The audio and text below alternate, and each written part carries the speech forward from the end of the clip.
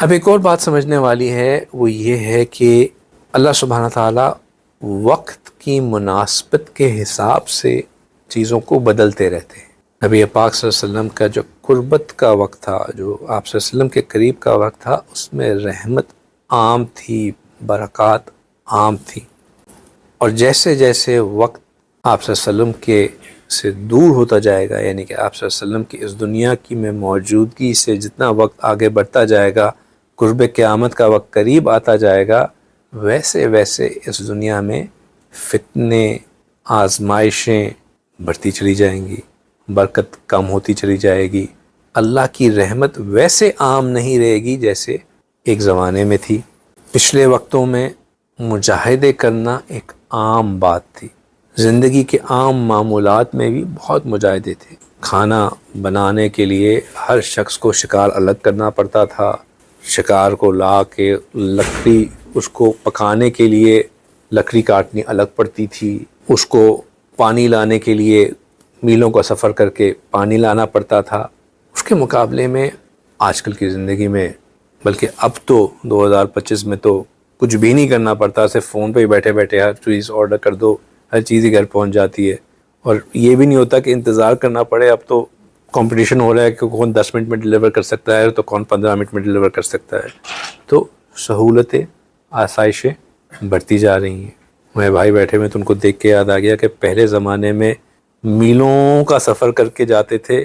کوئی کسی استاد سے کتاب پڑھنے کے لیے، اب وہ ایپس بنا دیے کہ آپ جو ہے وہ بغیر اعراب کے بھی کوشش کریں، پھر ہر لفظ کو کلک کر کے چیک کریں کہ جو آپ نے اعراب پڑھا وہ صحیح تھا کہ نہیں تھا، ٹھیک ہے، تو چیزیں آسان ہوتی چلی جا رہی ہیں۔ تو جس طرح ایک زمانے میں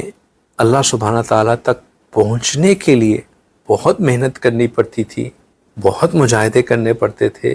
کیونکہ اب دنیا میں رہتے ہوئے ہم بذات انسان کمزور ہو چکے ہیں، وہ محنت مجاہدوں کی ہمت نہیں رہی ہے، عام زندگی میں وہ محنت مجاہدے نہیں ہیں، تو اللہ سبحانہ تعالیٰ نے اپنے تک پہنچنے کے راستے بھی آسان کر دیے۔ یہ تو اس کا ایک پہلو ہے۔ دوسرا پہلو یہ کہ جہاں اللہ نے فتنے بڑھا دیے،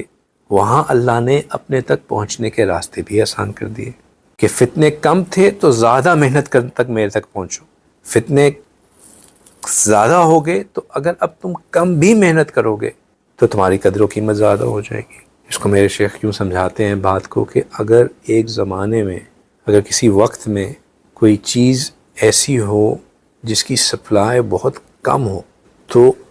وہ چیز بہت پریشس ہو جاتی ہے، کیونکہ بہت مشکل سے وہ چیز ملتی ہے۔ تو فتنے کے دور میں جو نیکی پہ رہنے والے لوگ ہیں، چونکہ وہ چند لوگ ہوتے ہیں، تو اگرچہ کہ وہ پچھلوں کے مقابلے میں بہت ہی ناقص ہوتے ہیں، لیکن ہوتے کیونکہ کم ہیں تو اس لیے اللہ کے ہاں ان کی قدر و قیمت بہت زیادہ ہوتی ہے۔ یہی وجہ ہے کہ حضرت مولانا احمد علی لاہوری رحمہ اللہ فرماتے تھے کہ میں اس وقت ولایت کے جس مقام پر پہنچ گیا ہوں،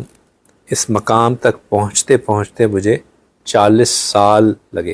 لیکن اگر آج کوئی بندہ اس پیپل کے درخت کے نیچے میرے ساتھ 4 سال گزار دے تو میں اس کو وہ مقام تک پہنچا دوں جہاں تک میں سالہ سال کی محنت سے پہنچا۔ مشکات شریف میں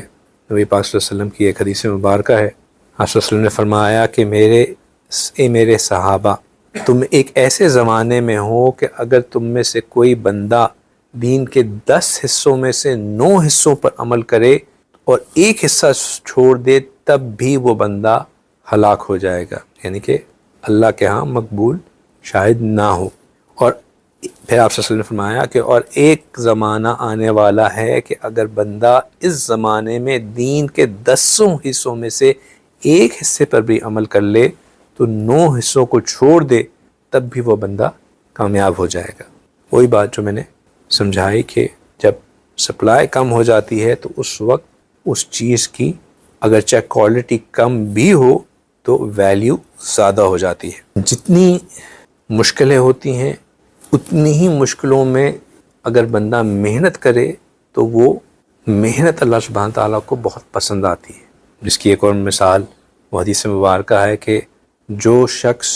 قرآن پاک کو آسانی کے ساتھ پڑھتا ہے اس کے لیے تو بہت اجر ہے، لیکن جو اٹک اٹک کے پڑھتا ہے اس کے لیے دگنا اجر ہے۔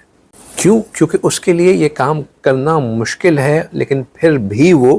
لگا ہوا ہے۔ مقصد یہ ہے بات کرنے کا کہ اگرچہ کہ شروع میں ایک بطور سالک، یعنی کہ اس راہ میں اللہ کے وصل کو پانے کی راہ میں ہمیں یہ چیز سمجھ نہیں آتی، کلیئرٹی نہیں آتی اور مشکلات آتی ہیں، شیطان دل میں جو ہے طرح طرح کے خیالات ڈالتا ہے، مراقبہ کرنا مشکل ہوتا ہے، لیکن اگر ہم یہ بات ذہن میں رکھیں کہ جو میں کام کر رہا ہوں اس سے مجھے قرب الہی نصیب ہوگا اور اس کا اثر مجھے اپنی نماز میں نظر آئے گا اور اس میں مجھے بدگمانی سے بچنا ہے، اس خیال کے ساتھ ہم چلتے رہیں